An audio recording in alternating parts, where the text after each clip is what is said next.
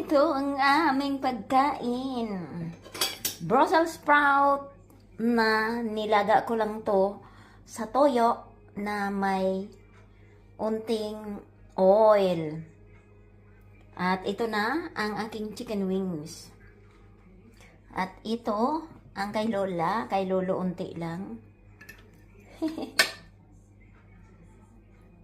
Ayan. Okay. Okay guys, tara, let's eat! Yan ang aming pagkain ni Lolo for tonight. Brussels sprout and chicken wings. So, yan ang aming pagkain. So, tara, let's eat guys! Halina kayo, antayin ko kayo. Kain tayo ng dinner ni Lola at Lolo. So, okay.